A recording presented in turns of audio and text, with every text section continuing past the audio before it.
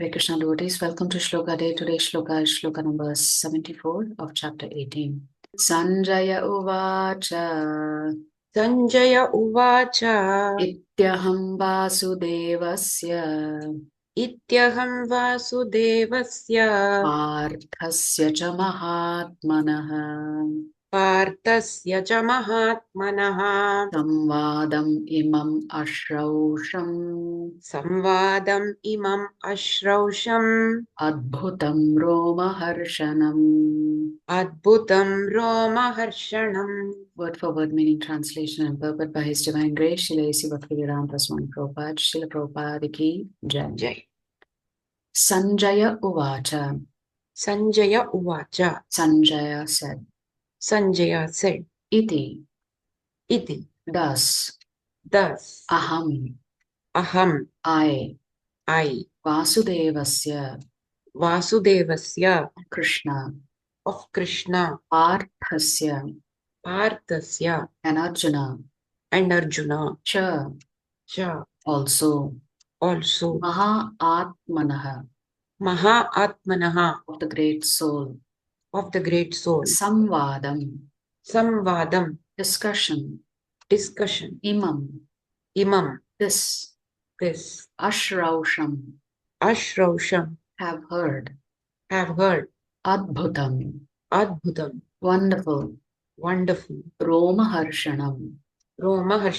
Making the hair stand on end. Translation. Sanjaya said. Thus I have heard the conversation of two great souls. Krishna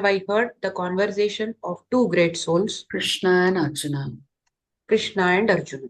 And so wonderful is that message. That my hair is standing on end.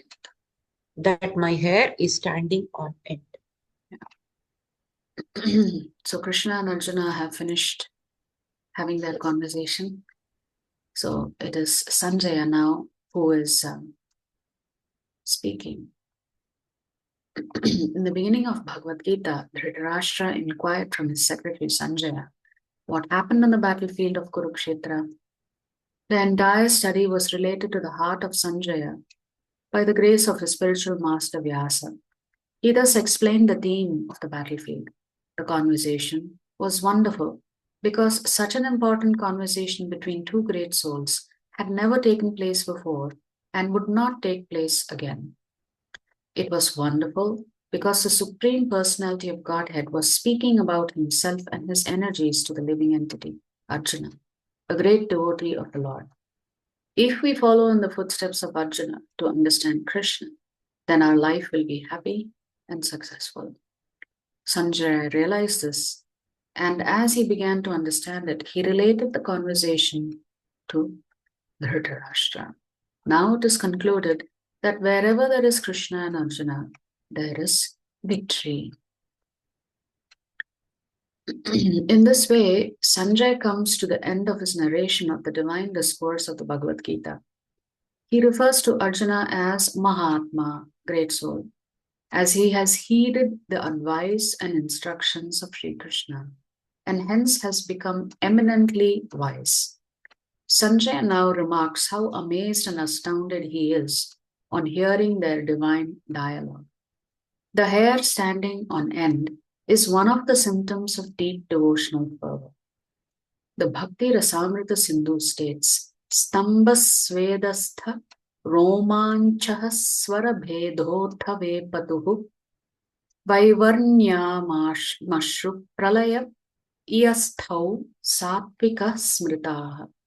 The 8 symptoms of devotional ecstasy are becoming stupefied and motionless, sweating, hair standing on end, choking of the voice, trembling, color of the face becoming ashen, shedding tears, and fainting.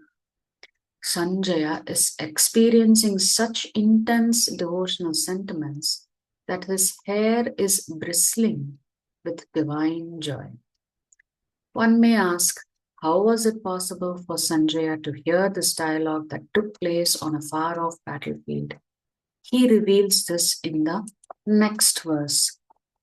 Mahabharata is narrated by Vaishampayana Rishi to Janamajaya, son of Parikshit Maharaj, great grandson of Arjuna.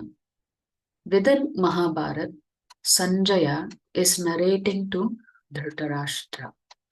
Within that, in the Bhishma Parva, there is a conversation between Krishna and Arjuna. Conversation between Dhritarashtra and Sanjaya started in Bhagavad Gita with the first question, what happened? And now Sanjaya is answering that this beautiful conversation takes place. Mahatma word is used by Krishna and Sanjaya both to refer to devotees. Sanjaya has used the word to address Krishna and Arjuna, both who are here. Krishna is Mahatma, that there is no doubt. And Arjuna is also, because he has surrendered to the will of Krishna. His Grace Chaitanya Charan Prabhu writes, whose words we hear matters, but whose words we hold dear matters even more. Suppose we are lost while driving and ask for directions. If some people give us right directions and others give us wrong directions, where we end up will be determined by whose words we value. We all sometimes feel lost during our life journey, not knowing what life is ultimately meant for. If we don't feel lost, that's because we have uncritically accepted the prevailing materialistic worldview, which reduces our life to a doomed journey to the graveyard. To direct our life journey, the Bhagavad Gita is a time-honored guidebook.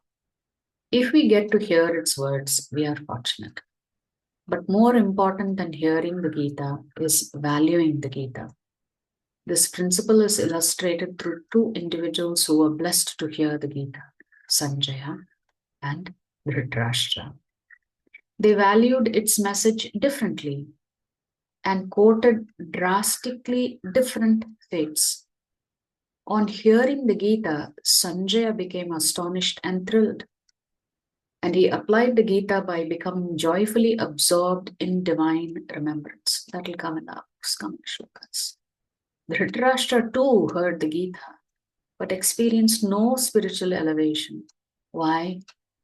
Because he didn't value its message. He was attached to his son and to the Kuru kingdom. As the Gita threatened to expose the folly of his attachment, he neglected its words. Instead, he held dear those words that rationalized his attachments. Words of diabolical advisors such as Kanaka, Shakuni's Brahmin friend. Kanaka's pseudo-ethics, Kanakaniti, held that one's own gain is a supreme end and all means are acceptable for achieving that end, in the sense that whatever you want to achieve is the most important thing, and you should go about achieving it with no qualms about any impact on others. By letting such words mold his decisions, Dhritarashtra became complicit in the destruction of his entire dynasty. If we hear the Gita regularly and treasure its message as our foremost guiding principle, it will make our life spiritually meaningful, fruitful, and joyful. So, in short, we have to choose who we want to listen to. And also, we have to choose the words that are going to actually make a meaningful difference in our lives. Right? So, you can have two levels of choices here. Who should you listen to? And whose words do you value enough to follow? But that is the most important thing. Many people will say a lot of different things. Whose words do you value most? And whose instructions do you value most? That matters. Because the more people we ask for opinions, the more diverse the opinions will be. So ultimately, whose opinion or whose guidance matters most to you, because if you've understood who has the best interest for you, if you genuinely know who values you and who trusts you, and if you genuinely know that this person has the best interest for you, then that's the person you should follow. Because otherwise, asking opinions of 10, 20 people will not matter at all, because each person will give their opinion based on their view of life. But do they care so much about you that they value what happens to you, especially spiritually? And that is the person's advice that you should follow. No, nobody else's advice makes any sense at all, because it could just be people expressing their opinion, and that's it. So you have to be able to distinguish between somebody expressing their opinion versus somebody who's actually seeking to guide you. And sometimes that person may not be polite or gentle, but you should take their message and let go of any harshness in what they say. Right? So ultimately, we are all looking for those kind of people who value our spirituality, who want to help us grow spiritually. Those are the people whose advice you should seek and follow. And otherwise, if you ask anybody and everybody, they will give you an opinion for sure. So the first question you should ask is, who am I going to go for advice and counsel? Is this person do they have the best interest for me? So that will be the criteria. So here, even Dhritarashtra heard the Lord's words, but unfortunately he made a terrible choice. He focused on his material good and not his spiritual well-being. And therefore he paid a heavy price. He lost all his sons on the battlefield. So we have to choose our friends, and we have to choose also, in a way, you could say, you choose your leaders too. So the leaders who guide you and who wish the best for you spiritually, that's the person we should always seek the counsel. If you like our videos, please subscribe to our channel and turn on the bell notification. If you'd like to join our classes every day, please check the details in the description section of this video. We look forward to serving you.